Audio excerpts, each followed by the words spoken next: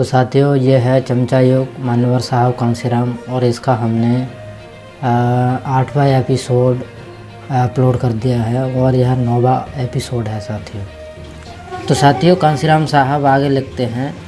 कि दूसरी कठिनाई उस आर्थिक स्थिति की देन है जिसमें दलित वर्ग आज पाए जाते हैं। प्रेसिडेंसी के अधिकांश हिस्सों में दलित वर्गों के पास कोई आर्थिक स्वतंत्रता नहीं है। कुछ दलित गैर मौरूसी काश्तकारों की हैसियत से पुरातन पंथियों की भूमि को जोतते हैं। अन्य दलित पुरातन पंथी वर्गों द्वारा नियुक्त खेतीहर मजदूरों के तौर पर अपनी कमाई पर निर्वाह करते हैं और शेष दलित ग्राम सेवकों के नाते उन्हें मिले भोजन अथवा अनाज पर निर्वाह करते हैं। हमने ऐसे अनेक उदाहरण सुने हैं जिनमें पुरातन पंथी वर्गों ने अपनी आर्थिक ताकत का इस्तेमाल एक हथियार के रूप में अपने गांवों के उन दलित वर्गों के खिलाफ किया है जब उन दलितों ने अपने अधिकारों का इस्तेमाल करने का साहस किया है और उन्हें उनकी भूमि से बेदखल किया है और उनका रोजगार बंद कर दिया है और ग्राम सेवकों के नाते उन्हें मिल रहे पारिश्रमिक को रोक दिया है। इस बहिष्कार को अक्सर इतने बड़े पैमाने पर आयोजित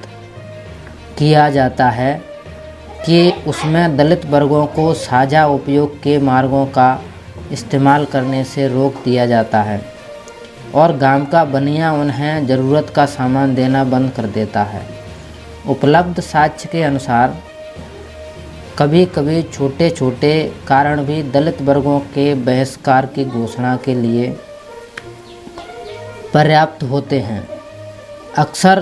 तो यह दलित वर्गों द्वारा साझा कुएं के इस्तेमाल के अधिकार का उपभोग करने पर होता है, किंतु ऐसे मामले भी कम नहीं हैं जहां कड़े बहिष्कार की घोषणा केवल इसलिए कर दी गई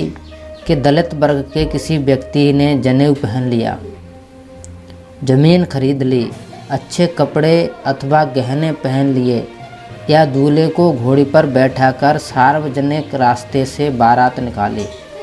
हमें इस सामाजिक बहिष्कार से अधिक असरदार ऐसे किसी हथियार की जानकारी नहीं है जिसे दलित वर्गों के दमन के लिए ईजाद किया गया हो। इसके आगे तो खुली हिंसा का तरीका भी फीका पड़ जाता है, क्योंकि इसका असर अत्यधिक दूरगामी और घातक होता है। यह अपेक्षाकृत अधिक खतरनाक है क्योंकि यह अनुबंध की स्वतंत्रता के सिद्धांत के अनुकूल एक कानून सम्मत तरीके के रूप में चल जाता है। हम इस बात से सहमत हैं कि बहुसंख्यकों के इस अत्याचार को सख्ती से समाप्त करना चाहिए, तभी हम गरीबों को उनके उत्थान के लिए आवश्यक वाणी और कर्म की स्वतंत्रता की गारंटी दे पाएंगे। दलित वर्गों की राय में उनके अधिकारों और स्वतंत्रताओं की राह में आने वाली इस प्रकार की बाधा को दूर करने का एकमात्र तरीका यह है कि सामाजिक बहिष्कार को कानून द्वारा दंडनीय अपराध माना जाए। इसलिए वे यह आग्रह करने को बाध्य हैं कि वे भारत सरकार के अधिनियम 1919 के भाग 11 में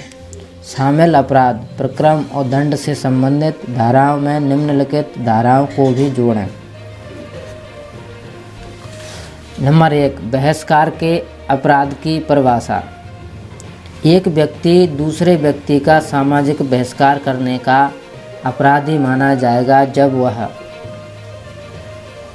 दूसरे व्यक्ति को कोई मकान अथवा ज़मीन किराए पर देने अथवा प्रयोग में लेने अथवा उस पर काबिज होने से अथवा उसके साथ व्यापार करने अथवा भाड़े पर काम करने अथवा उसके साथ कारोबार करने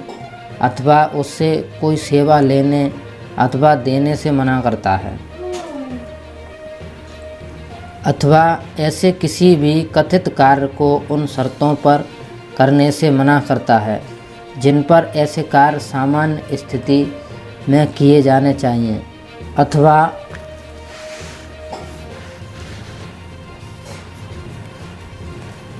ऐसे सामाजिक, व्यावसायिक अथवा कारोबारी संबंधों से दूर रहता है जिन्हें वह संविधान में घोषित किसी मौलिक अधिकार अथवा अन्य नागरिकता आधारों के अनुकूल समुदाय में विद्यमान प्रथाओं का सम्मान करते हुए सामान्य स्थिति में उस व्यक्ति के साथ रखता अथवा किसी भी तरीके से ऐसे दूसरे व्यक्ति द्वारा उसके कानून सम्मत अधिकारों के उपभोग में हस्तक्षेप करता, उसे चोट पहुंचाता अथवा अप्रसन्न करता है। नंबर दूसरा है बहिष्कार का दंड। जो भी व्यक्ति किसी दूसरे व्यक्ति द्वारा ऐसा कोई काम कर दिए जाने के कारण जिसे करने का उसे कानूनी अधिकार था, अथवा ऐसा कोई काम नहीं करने के कारण जिसे नहीं करने का उसे कानूनी अधिकार था, दूसरे व्यक्ति से ऐसा काम करवाने के उद्देश्य से जिसे करने के लिए वह कानून द्वारा बाध्य नहीं है, अथवा ऐसा काम नहीं करने देने के उद्देश्य से जिसे करने का उसे कानूनी अधिकार है, अथवा संपत्ति के स्तर पर अथवा उसके कारोबार अथवा आजीविका के साधन में नुकसान पहुंचाने के उद्देश्य से